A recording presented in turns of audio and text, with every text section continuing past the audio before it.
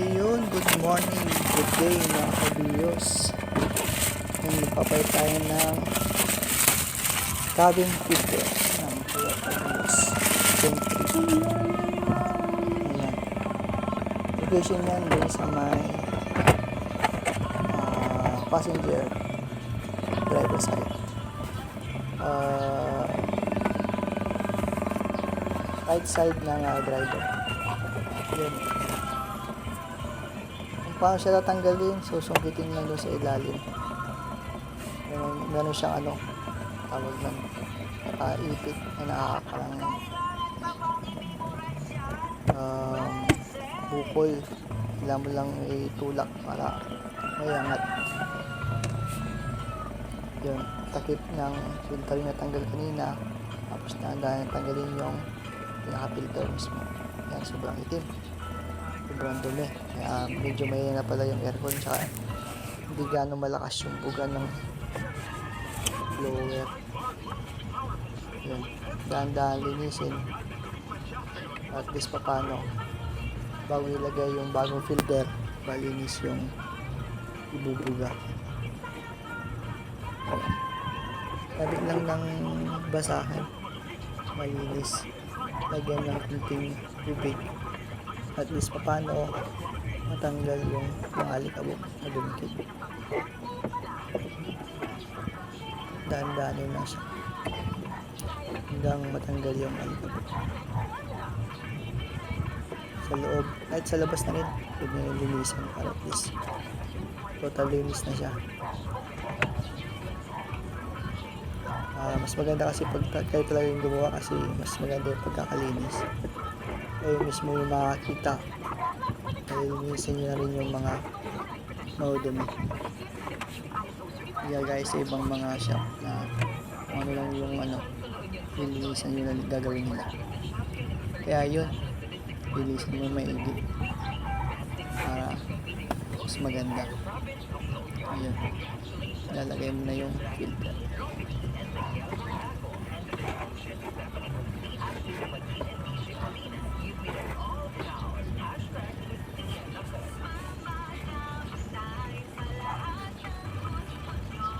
Nilagay na yung filter, susunod mo na yung pinaka-takip mismo.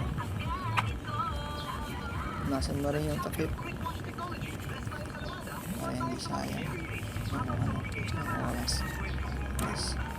Malinis na siya. Ayun, kita mo naman sobrang na tayo malinis. Ayan, sobrang linis na yung over ng filter natin sa loob.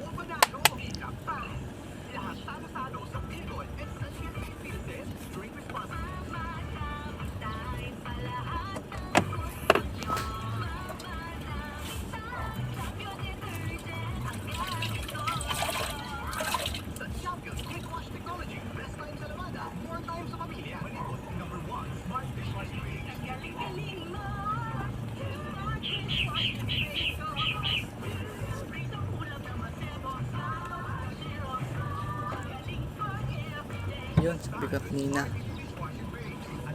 kanina kailangan na rin linisin yung doon sa paligid kasi sobrang dumi.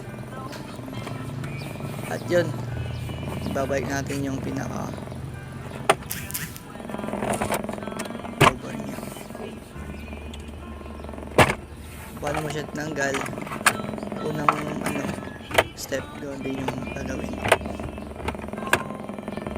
Sa una parang mahirap, pero kaya niya yun.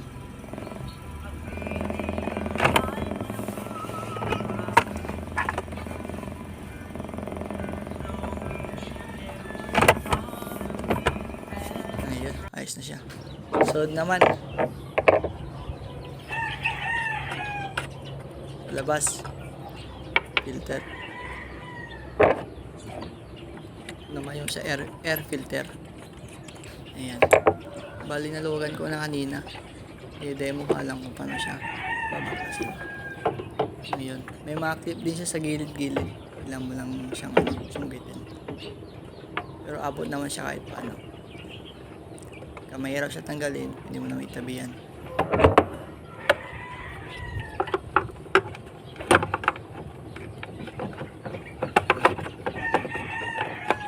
Diba? Napakadali lang siya kung paano magpalit ng air filter. Tagal na rin kasi hindi nalinisan o yan napalitan. Kaya bili na tayo ng bago. Kaya mura lang din naman.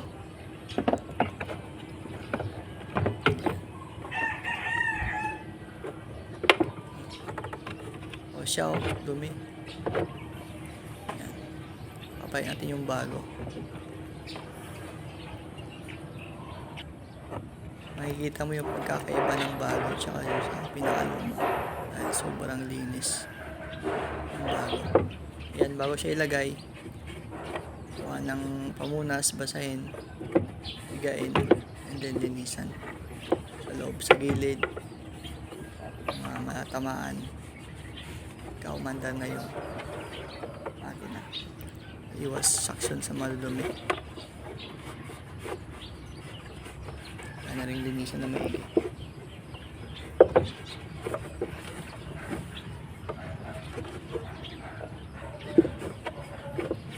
Diba? Ganda talaga pag ikaw yung naglilinis. Mas malilinisan mo, maigi. Mas makikita mo yung kondisyon.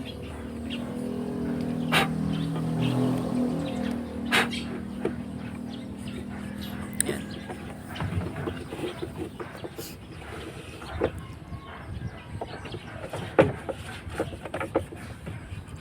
Sama mo na rin sa labas.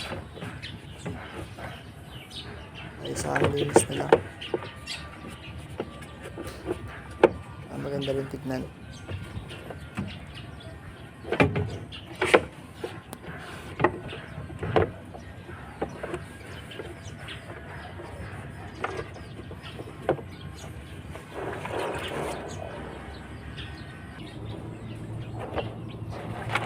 Ayan siya, malinis na. Nalagyan mo yung bagong filter. O diba, sabi ko kanina, nakita mo yung pagkakaiba. Nalagyan mo na siya. Madali lang ilagay.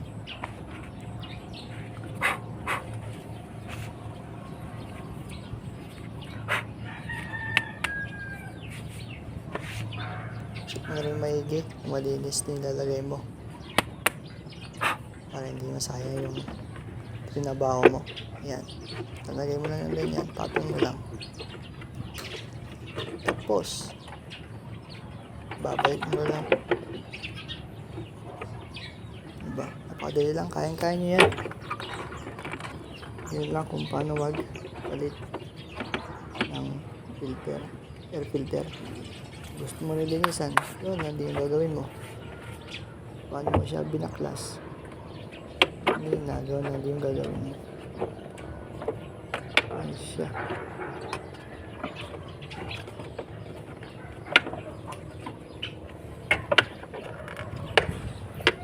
Yung price naman ng air filter tsaka wind filter, mura lang naman. Hindi naman lalagpas ng 500 yan eh.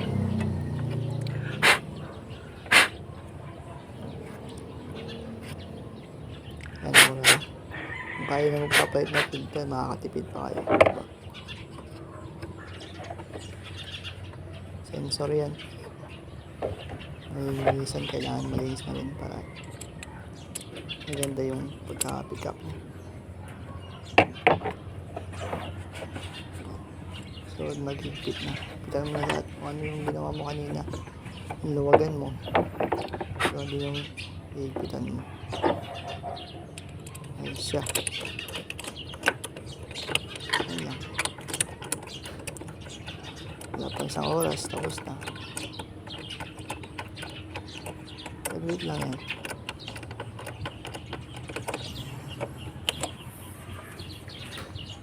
O, diba mga ka-Toyota Vios? Kayang-kaya yan.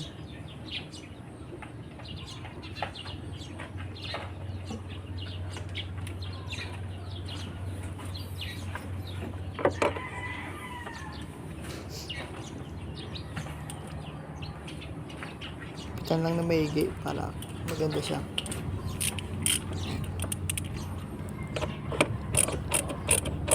Para sigurado.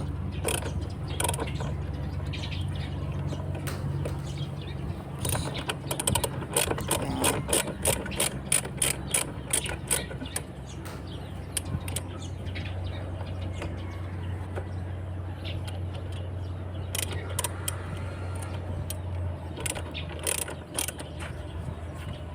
O, diba?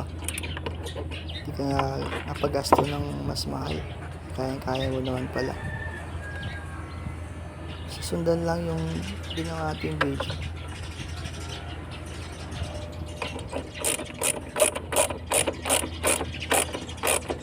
Guys, bago lang ako sa YouTube. Pa-follow naman tayo. O kaya, subscribe na rin. Yan. Yan tayo mag-alaga.